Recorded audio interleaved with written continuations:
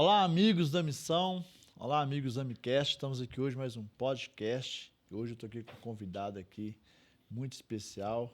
Alguém que eu conheci há muitos anos. Ele é da área do esporte. Eric Sena, meu amigo. Obrigado por aceitar o convite aí. Pessoal, Se obrigado apresenta você. aí. Fala aí pra gente quem é o Eric. Primeiramente, um prazer, né, estar com vocês aqui. Obrigado pelo convite.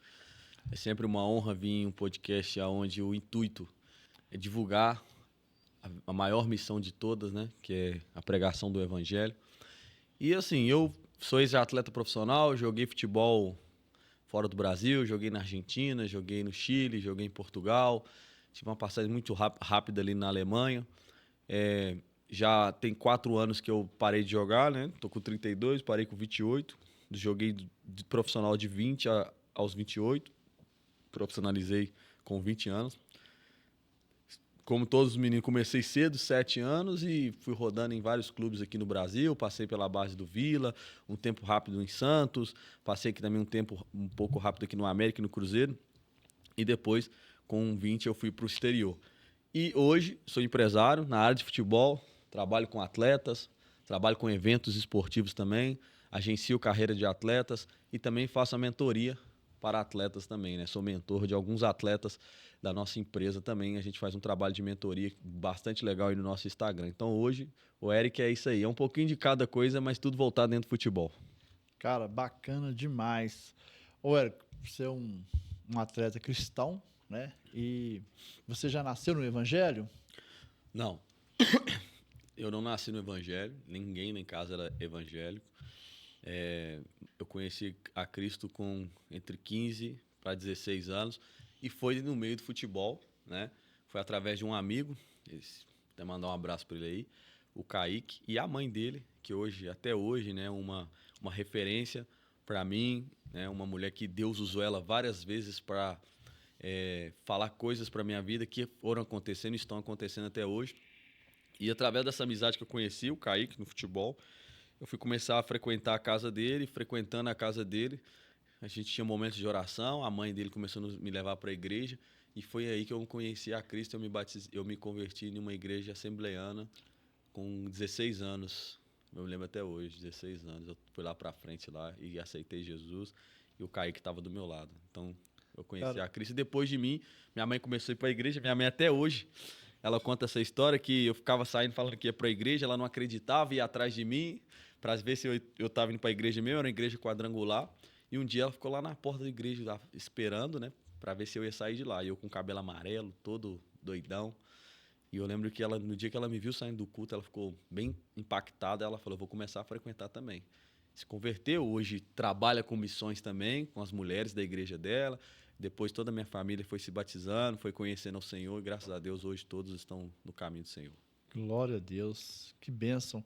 Cara, isso é impactante e isso serve muito de exemplo para nós hoje, né? Sim. Porque você no meio do futebol, com 15 anos, tinha tudo para se perder, né? Vamos dizer Sim. assim, nas baladas, nas festas, e o Senhor te alcançou ali.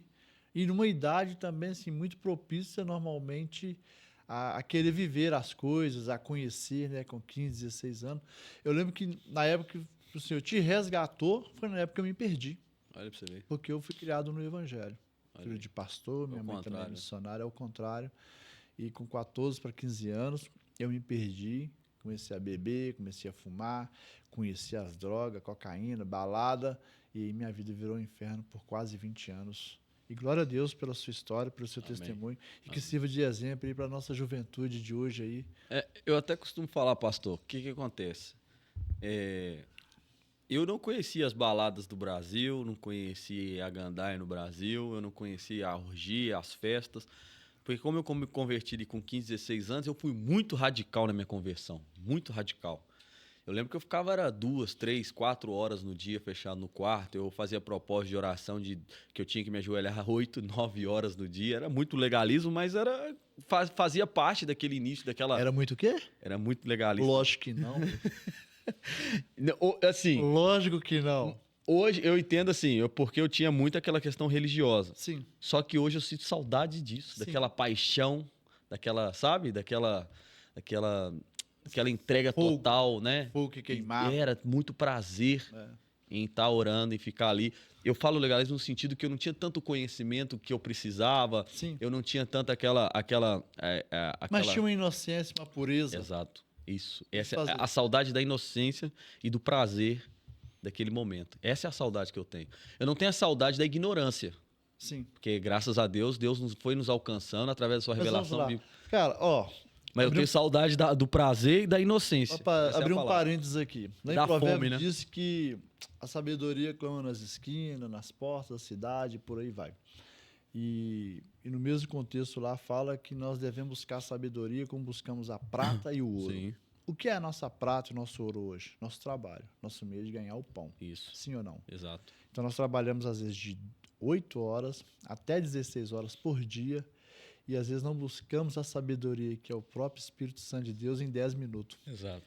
Exato. Então, por isso que eu falo que você não era legarismo. Eu tenho vontade disso. Já passei por esse A tempo verdade, hoje também. a gente tem vontade, mas não tem tempo, né? Não prioriza. Não prioriza. É tempo que Tempo a gente tem, mas a gente é. não. Eu falo a verdade, assim, sem nenhuma hipocrisia, porque acho que a gente tem que ser verdadeiro em todas as coisas. A minha maior luta hoje é priorizar mesmo o tempo de oração e de leitura e de busca. Porque quando eu paro para estudar a palavra, para orar e para ler, eu vejo Deus se revelando de forma tão profunda, e às vezes não precisa de ser as 3, 4 horas de antigamente. Sim. Às vezes são 10, 20 minutos, 30 minutos de reflexão. Eu preguei terça-feira no culto de atletas, que a gente tem, culto de homens e atletas, e a frase foi a mensagem surgiu de uma frase. Onde é o culto? Lá na igreja Liceu, Igreja Batista Liceu, Já deixa o endereço aí. Rua Pitangui 77, culto de homens, culto para os atletas, Bairro. bairro Concórdia, Rua Pitangui 77, bairro Concórdia, Igreja Batista Liceu. A gente está lá reunido toda terça, 7h30. Né? E o tema da pregação surgiu de uma pequena reflexão no escritório, no ambiente da minha prata e ouro. Ali surgiu o tema da pregação do dia, que foi quando o teu pecado te encontra. E aí Deus me levou àquela passagem de se o teu olho te faz pecar, corta e arranca ele e lança longe de ti e tal. Então, isso que você falou, né? Um pequeno momento ali de intensidade, de busca a Deus, pode trazer um momento de reflexão. Eu estava na Argentina, uma vez, dobrando a esquina, Deus falou no meu espírito assim, ó, busque com toda a intensidade, porque chegará o tempo que você não terá muito tempo. E aí, todo o tempo que você tiver, vai ter que ser intenso. Então, às vezes, a gente não tem muito tempo, mas o pouco tempo que a gente tem que dar essa prioridade que você falou aí, né? É uma luta, né? É uma luta. Não é fácil. É uma busca. Na verdade, precisamos de negar muita coisa. Muita coisa. Negar muita coisa. E a gente acaba arrumando muita coisa. O pastor Luiz Emílio fala assim, uma frase assim que me impactou a primeira vez que eu ouvi. Deus busca homens de uma coisa só. E infelizmente a gente faz muitas coisas hoje. Muitas coisas, né? Mas eu creio. Mas glória a Deus que Deus dá aquele senso. Sim.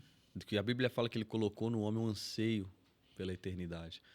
Enquanto a gente tiver isso, a gente vai lutar para que a gente priorize a Deus. Agora, quando a gente perde esse temor, você falou da sabedoria, que é o princípio da sabedoria, é o temor. A palavra temer, lá no hebraico, fala de ver no futuro. Então, quem teme enxerga um encontro com Deus futuramente. E quem enxerga esse encontro, enxerga a eternidade. Quem enxerga a eternidade não consegue viver a vida de um idiota o tempo todo, sem pensar no evangelho, sem pensar no eterno, sem pensar em Deus, sem ter aquele temor. Eu preciso orar, eu preciso ler a Bíblia, eu preciso parar. Não, peraí, eu estou muito tempo preocupado com o trabalho, eu estou muito ansioso, eu preciso parar. Então, a minha luta é essa, né? Eu acho que tem que ser a luta de todos nós, né? Eu preciso parar. Eu preciso buscar uma coisa só, e as outras vão ser acrescentadas, né? Que é mais difícil. Uma vez o Espírito Santo me falou sobre essa questão de tempo. E o que ele me disse foi um momento ali que eu cheguei em casa e abracei a Adriana ali e abracei ela, apertei ela, me solta, eu tenho que terminar de arrumar a casa e tudo. E eu falei assim com ela, assim, falei, amor, você acha que eu tô preocupado com casa arrumada? Vem cá, abracei ela assim e tal, dei aquela, né? É coisa de casal ali, aquela apertada. E ela falou assim: não, tenho que arrumar a casa, terminar aqui. Daqui a pouco os meninos chegam da escola e tudo e tudo. E eu fui questionar, falei assim: caramba, as mulheres se preocupam tanto com a casa, com tantas coisas. E aí o Espírito Santo falou comigo assim: vocês são assim comigo também. Só assim. Vocês são assim. Não escolhe a melhor parte. Né? Tudo que o Espírito quer é só um tempo de intimidade, uma entrega. E aí a gente está preocupado com tantas coisas. Às vezes a gente preocupa tanto em arrumar o culto. É. E o culto mesmo se perde a essência. A gente preocupa muito com a estrutura. Com a forma, com o método. Com o método, a fórmula. Com a organização. Isso é verdade. Que o Senhor nos traga de volta, né? Essa paixão, este fogo. Eu também sinto falta de momentos. Eu lembro das minhas orações que eu falava com Deus. Deus, eu duvido que o Senhor é capaz de me usar. Porque eu me sentia tão inútil. É verdade. Eu sei que eu sou, né? Tão inadequado para a obra. Tão injustiçado, tão pecador, tão miserável, que nas minhas orações eu olhava e pensava assim, eu duvido que o Senhor vai ter tempo de me usar, porque eu não valo nada. Eu continuo não valendo nada, né? Mas hoje eu tenho esse entendimento que o Senhor ainda usa nossas vidas, não é para nós, é para a misericórdia dele, né? E por misericórdia de nós. Meu amigo, muito bom. E é bom que eu gosto muito dos bate-papos de podcast, porque a gente até faz um scriptzinho, mas foge, né? Com certeza. Faz parte. E glória a Deus por isso. Faz parte. Então, vamos lá. Eu quero saber um pouco da sua história, né? Da sua carreira. E você também é um missionário hoje, né? Sim. Conta aí pra gente um testemunho.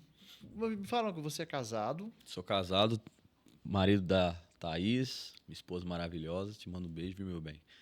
Aquela que edifica o lar, ela edifica mesmo. Sem ela, Deus, através da vida dela, fez muita coisa. Minha vida mudou depois que eu casei. Tenho meus 2 filhos, né? O Elias e minha filhinha, Antonella. O Elias tem 4 anos e a Antonella tem 1 ano e 2 meses, né? Que legal. Cara. Então, são a minha família maravilhosa aí que eu tenho. E, assim, pastor, a gente tem muitas experiências missionárias do futebol. E a minha carreira, ela foi um pretexto para Deus encontrar comigo e me usar através do futebol.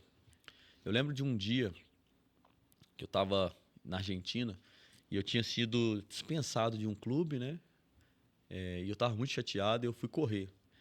E eu correndo, enquanto eu estava correndo, eu lembro que o Espírito Santo falou para mim: existem coisas que foram reveladas sobre a sua vida, mas ainda não foram liberadas. E ele me levou em Davi, quando Saul revela que ele seria o novo rei, unge ele, né? Samuel, desculpa isso. Samuel unge ele, revela diante de todos que estavam naquela mesa que ele seria o novo rei de Israel, mas ele não se tornou o rei no próximo dia. Só foi liberado anos depois aquela revelação que ele recebeu da parte de Saul. E aí depois eu comecei a ver que eu não entendia. Eu pensava que Deus tinha algo no futebol para mim, que era chegar na seleção, jogar em grandes clubes. Tudo que um jogador, quando está no carreira do futebol, almeja. Chegar em grandes clubes, jogar na Champions League, jogar no Cruzeiro, no Palmeiras, nos grandes clubes do Brasil, nos grandes clubes da Europa. E isso não aconteceu. Mas o que aconteceu? Hoje eu vejo o cumprimento. Deus liberou coisas na minha vida depois que eu parei de jogar. Família, até a mesma condição financeira, a parte espiritual, intelectual foi avançando à medida que eu fui entendendo o que Deus queria para minha vida, que era além do futebol. E aí fica até para os próprios atletas, né, cristãos que estão vendo aí essa live. O futebol é só um meio de Deus te usar de forma poderosa através de reuniões, células, oração, né, conselhos que você vai dar para outros atletas que não conhecem a Cristo, pessoas que vão ser salvas através da sua vida em ambientes que você menos imagina, chegar em lugares que a igreja não chega, pastores não chegam, né, o jogador vai ter acesso a lugares que a igreja evangélica não tem. Ele vai ter acesso a pessoas que um pastor não vai ter. Então, todo atleta e artista é um missionário, um atleta e artista cristão, né? Sim. Ele é alguém em missão. Ele só precisa entender isso. Então Deus ele usou o futebol como um meio para me encontrar primeiramente, porque eu era convencido e não convertido, né? Eu estava no caminho, mas não conhecia o caminho. Então ele usou o futebol para me encontrar, mas através da minha vida ele também me usou para fazer coisas extraordinárias que eu, né, vivi aí no mundo do futebol, entendeu? Cara, que bênção. Glória a Deus. Vou te dar um exemplo de uma que eu vivi. Jogava no Chile, numa cidade que se chama Vallenar, e não tinha igreja evangélica, e era mal visto, na verdade, os evangélicos naquele lugar. Eu morava com 2 chilenos, totalmente incrédulo, e eu comecei a abrir minha Bíblia e orar, e buscar o Senhor, e buscando também a santidade de Deus. Porque no mundo do futebol, o jogador ele tem muita proposta de tentação. O jogador cristão ele é tentado o tempo todo, como qualquer um outro, só que a tentação para o lado dele sempre vai vir como uma forma de desmoralizar. É o escândalo, né, que Jesus vai dizer lá em Mateus. Então, para quê? Para que ele seja um ponto de dúvida. Ué, ele não é o crente? Ele não é o cristão? Ele tá lá na balada igual eu. Ele tá pegando todas igual eu. Ele tá bebendo igual eu. Ele tá se prostituindo igual eu. Ele tá traindo a esposa dele igual eu. Qual é a diferença que ele tem? Qual é a diferença dele para mim?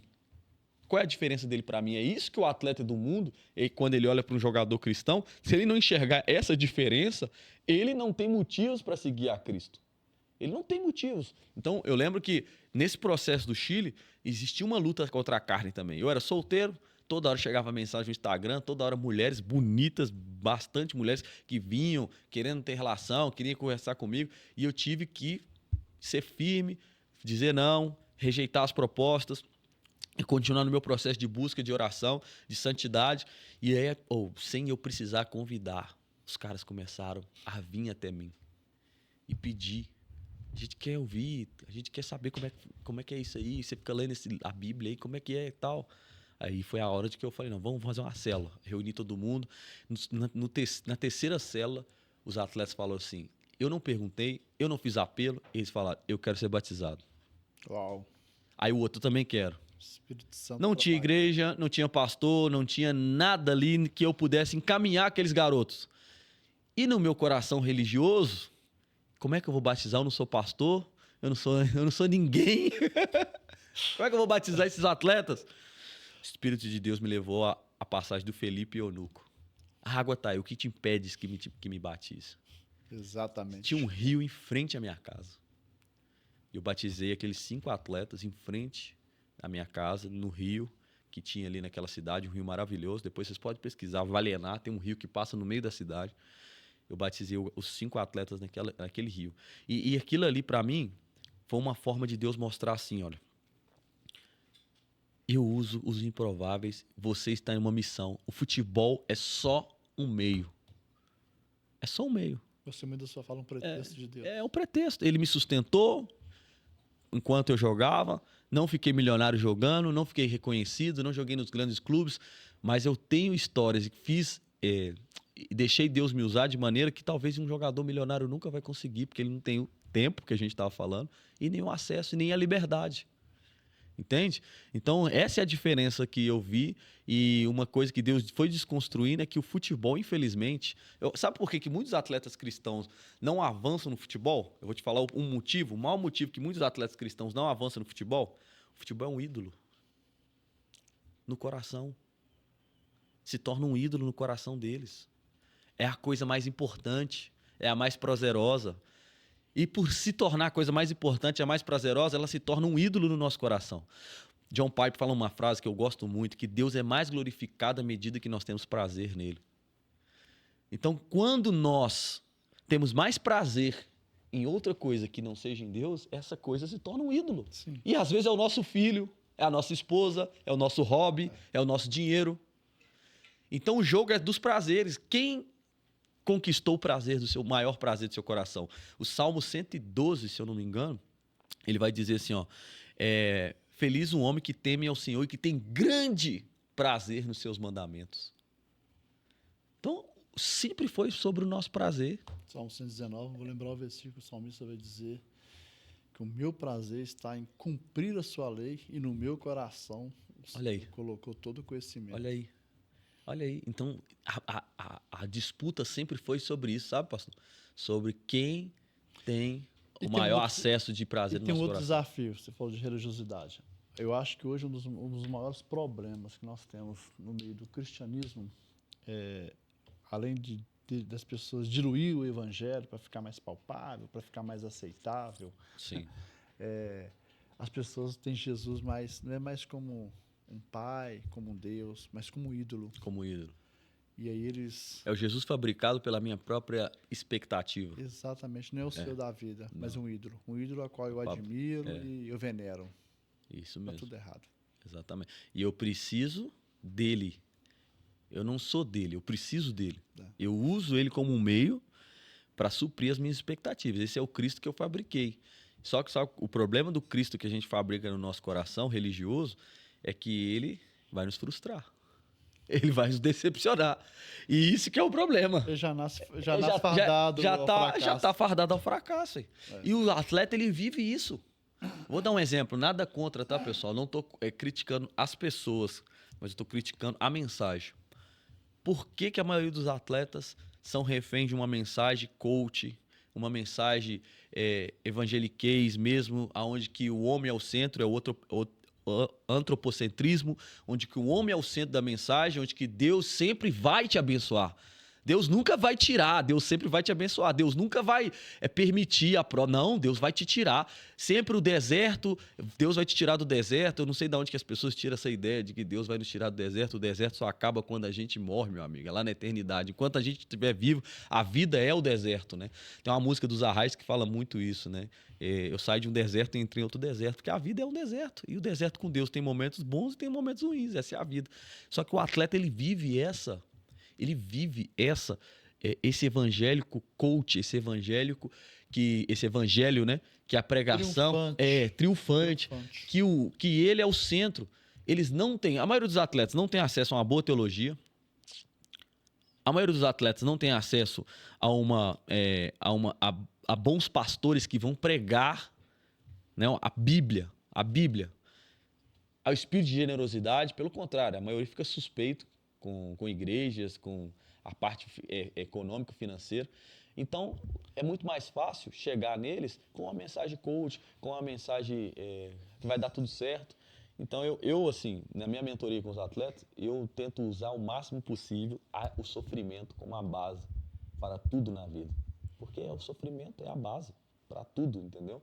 Porque eu sofri muito e cada sofrimento me fez um homem melhor, um ser humano melhor. Então a diferença, essa questão do sofrimento, ela é muito importante porque crianças com sofrimento gera trauma.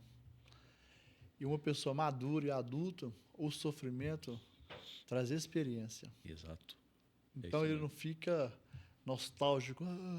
No passado era melhor, minha vida era melhor, não sei o que e tal, e tal, e tal. Se eu soubesse, não tinha entrado nesse caminho. Então, haverá desafio mesmo. Sabe qual que é o problema que eu vejo assim nessa teologia, principalmente, que você falou, fraca para os atletas? É porque a maioria das pessoas que chega perto deles espera receber algum benefício. Benefício, exato. Então não vai pela pessoa, vai pelo que ela tem. Porque ela tem. Certíssimo. E aí acontece isso. E as pessoas não é boba. Né? As pessoas não são boas. Principalmente, vamos lá, um atleta aí, igual você falou sobre o sofrimento, a dificuldade que é e muita competitividade no meio. Porque o Brasil, principalmente o Brasil, é uma fábrica de fazer jogador de futebol, né? Sim. Que já nasce já com futebol no sangue. E quando chega lá, alcança, né, um patamar, um time bom, profissional e que é bem remunerado, a pessoa sabe da luta que ela passou para chegar ali, do que ela deixou de comer, do que ela deixou de beber, do que ela deixou de viver, passar ali. E aí chegam alguns lobos com a intenção só de saquear e não de ajudar, não de salvar aquela vida. Porque, cara, eu vejo assim, o evangelho hoje, acho que de forma geral, o rico, o abastado, ele já tem uma dificuldade de crer em Deus por ele não ter necessidades financeiras. Uhum. Né? Mas a Bíblia vai dizer que um homem, né, que a natureza de um homem, que um homem não se constitui na riqueza que tem, porque isso aqui tudo é passageiro. Isso. Né? Eu tive um amigo meu, rico, coitado, está passando por uma doença e que todo o dinheiro dele, ele não vai conseguir se curar, se Deus não curar ele. Ali para você ver. Recentemente, eu conversando com um amigo e me levou para almoçar e eu questionando algumas coisas na minha vida financeira e tal, aquela ladainha, que a gente é fraco também. E ele falou assim, cara, você tem uma coisa que a maioria das pessoas não tem. Você tem uma esposa, você tem um casal de filhos que te apoiam, que caminham com você e que muitos dentro da igreja não têm isso. E ele falou assim, você não tem noção quanto você é rico. E o dinheiro que você acha que você precisa de ter, você não precisa de ter ele. Porque a maior riqueza que um homem pode ter, você tem. Verdade. Que é a família. E assim, abre os olhos, né? Porque a gente fica muito preso, cara, às coisas deste mundo. E esse evangelho coach, ele não é para ir para o céu. Ele é para viver na terra. E permanecer na terra. Eu acho também que o pastor que quer o dízimo do jogador, ele está errado em buscar esse jogador por interesse, igual você falou, e não pela pessoa. Ele não quer ajudar a pessoa, ele quer o benefício que a pessoa tem para oferecer, principalmente quando o jogador é rico. Eu tive numa igreja assim, que eu era o único jogador da igreja. Enquanto eu era o único jogador da igreja, o pastor me tratava bem pra caramba. Depois que os jogadores do Atlético, tudo começou a ir para a igreja, alguns até se tornaram famosos, eu fui deixado de lado e foi colocado no púlpito jogadores que nunca pregou, não sabia nada de Bíblia, foi colocado para pregar. Por quê? Porque o dízimo era alto, o dízimo era gordo. Só que pior do que esse pastor, talvez, seja esse atleta achando que está fazendo a obra de Deus, achando que ele está cumprindo o propósito dele, porque ele vai lá e dá 200 mil, 100 mil, 50 mil para a igreja. Porque está pagando o ingresso. Porque ele está pagando o ingresso para estar ali, achando que ele está contribuindo e a vida dele, ele continua traindo a esposa, ele continua infiel, ele continua viciado, ele continua mal emocionalmente, ansioso, medroso, deprimido. Por quê? Porque ele não encontrou Cristo. Ele só encontrou um meio de ele pôr dinheiro para que aquilo alivie as dores dele. O alívio dele é dar o dinheiro para a igreja. E a vida dele continua uma vida desgraçada. Então o pastor é beneficiado, o pastor engana ele engana o pastor. Fica ali um enganando o outro ali. É foda, né? Que desencargo de consciência, foda. né? É um desencargo de consciência, é complicado. Cara, precisamos mesmo de orar, continuar orando, continuar crendo. O Senhor não perdeu o controle e eu entendo ali na oração do Pai Nosso, Jesus nos ensinou, seja feita a vontade do Senhor, assim na terra como é feito no céu. Então, acho que as coisas estão tudo do jeito que tem que ser, porque Jesus está voltando. Está voltando. E é interessante que domingo pela manhã nós saímos do culto pela manhã. Aí minha filha tem 8 anos, juntamente com a prima dela também de 8, a Isadora. E as duas segurando a mão da outra, assim, andando na nossa frente, assim. A Isadora falou assim, Estela, Jesus está voltando. Estela, Jesus está voltando, as coisas estão piorando muito. É o papo das meninas de 8 anos. E a Estela falou assim, é verdade, Jesus está voltando. Mas vai demorar um tempo ainda, porque o evangelho tem que chegar a todas as criaturas. Só que ela falando isso, eu fiquei meditando o quanto Jesus está às portas. E todas essas coisas que nós estamos falando aqui é cumprimento da palavra. Né? Isso faz parte de um tempo de apostasia. O próprio Cristo diz, quando vier o Filho do Homem, haverá amor, haverá fé. Por causa do aumento da iniquidade, o amor de muitos vai esfriar. Cara, o amor é Jesus. Isso mesmo. O que Jesus está dizendo naquele contexto ali eu, dentro do coração de muitos, vai estar esfriando até morrer, porque um corpo frio é um corpo morto, né? E eu estou falando isso, pastor, só para concluir, não que eu não diga eu não estou dizendo que o jogador não tem que abençoar a igreja que ele está, pelo contrário, isso é o óbvio, né? Se você é abençoado pelo pastor, pela igreja, pelo aquele ambiente, o óbvio é que você tem que, e se você tem condição, o óbvio é ser generoso, ajudar a missão, ajudar o reino de Deus, para que ele avance, porque até mesmo a igreja tem as contas para pagar, as igrejas que são envolvidas em projetos missionários, missões evangelísticas, isso precisa de dinheiro. O ponto não é esse, o ponto é, a igreja que você está, prega a Bíblia, prega a palavra de Deus, prega o reino dos céus, ou você está lá apenas contribuindo com uma igreja que não prega a palavra de Deus, então você não está contribuindo com o reino de Deus. E o que isso tem feito de diferença para sua vida? Essa é a minha questão para os atletas, né? Você que é atleta, você mudou depois que você entrou nessa igreja? Você você parou de ser escravo da pornografia? Você saiu da infidelidade? Você melhorou emocionalmente? Você mudou suas práticas, seus hábitos de oração, de leitura? Se você não mudou nada, você só está pagando o ingresso. E sua vida continua com grande risco de ir pro inferno, né? Essa é a realidade. É verdade, é verdade. O meu amigo, você tem um projeto de captação também, de jogadores, um Tem. projeto social. Você participa também lá da Missão África, né? Do projeto. Eu participo mais ajudando hoje financeiramente, né? Preciso participar mais com a minha presença. Quero participar. Estou me preparando para isso. Estou me preparando para participar um pouco mais presencialmente, mas enquanto isso eu participo mais na parte, né, ali por trás ali. Sim. E o seu projeto de captação, como funciona? Hoje a gente tem um projeto que chama Revela Talentos, uma plataforma que hoje a gente capta os atletas de forma online e temos alguns eventos presenciais também. E dentro desses eventos a gente consegue ver os melhores talentos aqui de BH e Minas e Brasil, né? Eu trabalho com atletas do mundo inteiro. Através disso, a gente consegue depois direcionar esses atletas para clubes parceiros da nossa empresa, seja aqui no Brasil ou na Europa. Hoje a gente já oportunizou para mais de 500 atletas, tanto no Brasil como na Europa. Tenho mais de 60 atletas hoje fora do Brasil atuando, que foram revelados pela nossa empresa. E tenho vários atletas hoje no Brasil também, né, que estão começando, crianças, jovens, que a gente está fazendo esse processo de captação. Agora mesmo tem atleta treinando no América, no Cruzeiro, no Atlético. Então a gente tem esse projeto aí, que é a Revela Talentos. Né? Tá no início, a plataforma está no início. Eu já faço esse trabalho há 5 anos, mas a plataforma eu lancei agora, né? E, então é um projeto aí que, em nome de Jesus, eu tenho certeza que vai alcançar muitos jovens. É uma forma também de não é só captar, a gente faz uma mentoria toda semana com os atletas, e a minha mentoria ela não é falar de Jesus como se não estivesse falando de Jesus, entendeu?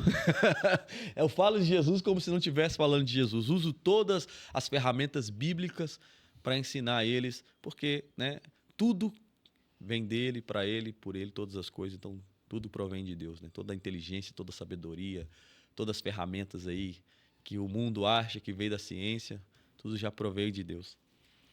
Qual que é o maior desafio que você enfrenta hoje nesse projeto?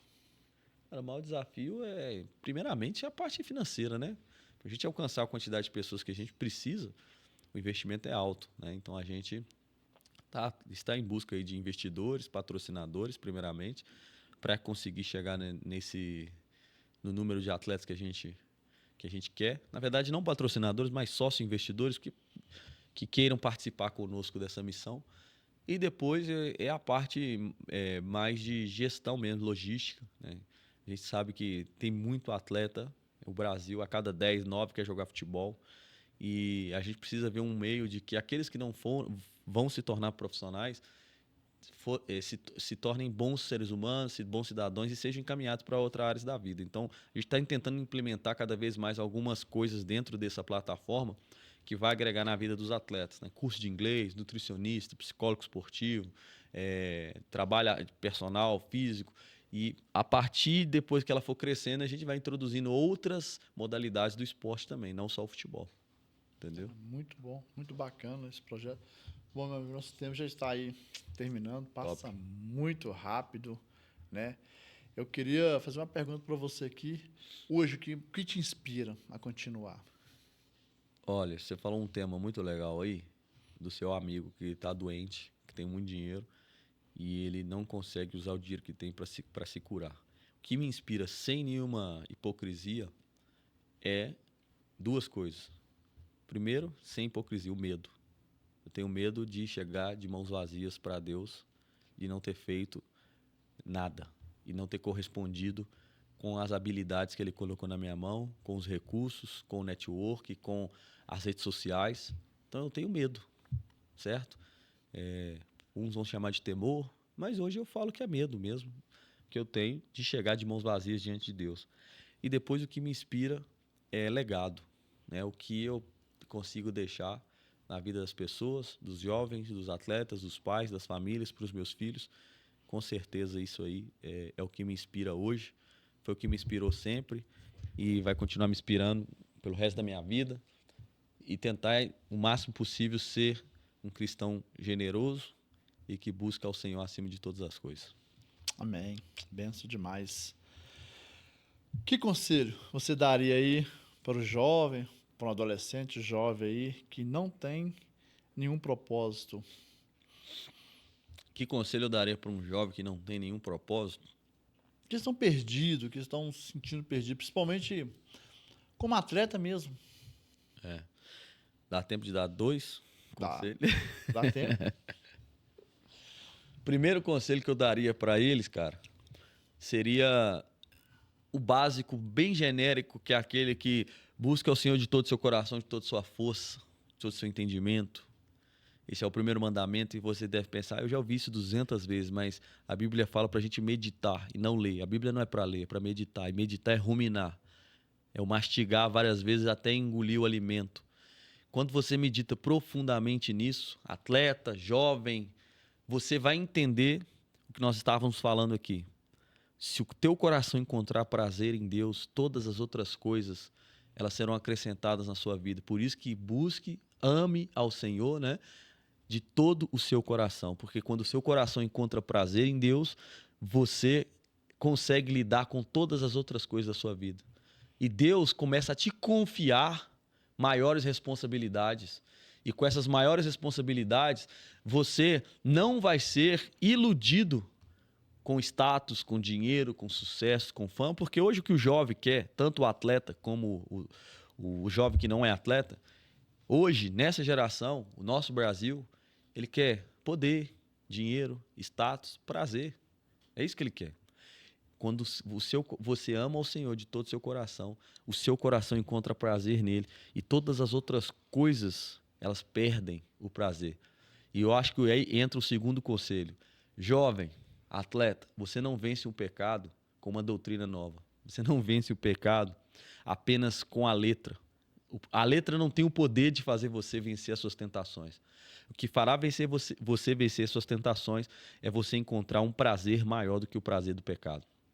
Porque o pecado é prazeroso, mas quando nós encontramos um prazer maior do que o prazer do pecado, todo aquele prazer do pecado vai perdendo o seu poder, né?